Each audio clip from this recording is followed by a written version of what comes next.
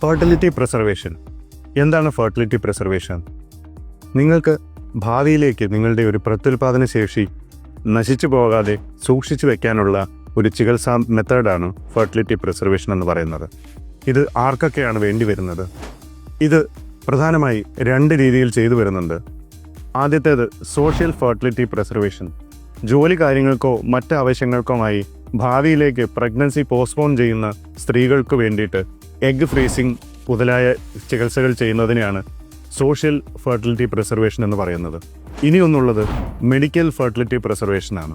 ഏതെങ്കിലും രീതിയിലുള്ള അസുഖങ്ങൾ കൊണ്ടോ മറ്റ് ചികിത്സ കൊണ്ടോ ഭാവിയിലേക്ക് പ്രത്യുൽപാദന ശേഷിയിൽ കുറവ് വരാനോ ഒരുപക്ഷെ അത് നശിച്ചു പോകാനോ സാധ്യതയുള്ള പുരുഷനോ സ്ത്രീക്കോ അത് സംരക്ഷിച്ച് വയ്ക്കുവാനുള്ള ART ചികിത്സാ സമ്പ്രദായമാണ് മെഡിക്കൽ ഫെർട്ടിലിറ്റി പ്രിസർവേഷൻ. അതിന് ഒരു ഉത്തമ ഉദാഹരണം നിർഭാഗ്യവശാൽ ഒരു ക്യാൻസർ ബാധിതരായി തീരുന്ന ഒരു പുരുഷനോ സ്ത്രീക്കോ വേണ്ടിവരുന്ന ട്രീറ്റ്മെൻറ്റാണ്. ക്യാൻസർ ചികിത്സയുടെ ഭാഗമായിട്ട് കീമോതെറാപ്പിയോ റേഡിയോ തെറാപ്പിയോ ഒരുപക്ഷെ സർജറിയോ ചെയ്യേണ്ടി വരുമ്പോൾ നിങ്ങൾക്ക് ഭാവിയിൽ നഷ്ടപ്പെട്ടേക്കാവുന്നത് നിങ്ങളുടെ പ്രത്യുൽപാദന ശേഷിയാണ്. ഇതിൽ നിന്നും നിങ്ങൾക്ക് ഒരു മോചനമാണ് ഫെർട്ടിലിറ്റി പ്രിസർവേഷൻ വഴി നിങ്ങളുടെ ബീജങ്ങൾ സൂക്ഷിച്ചു വയ്ക്കുന്നതും അണ്ഡങ്ങൾ ശേഖരിച്ച് ശീതീകരിച്ച് സൂക്ഷിച്ചു വയ്ക്കുന്നതും. മെഡിക്കൽ ഫെർട്ടിലിറ്റി പ്രിസർവേഷൻ എന്നത് ഇതുപോലെയുള്ള രോഗങ്ങളാൽ വലയുന്നവർക്ക് ഭാവിയിലേക്ക് അവരുടെ പ്രത്യുൽപാദന ശേഷി സംരക്ഷിച്ച് നിർത്തുവാനുള്ള ഏറ്റവും നല്ല മാർഗമാണ്.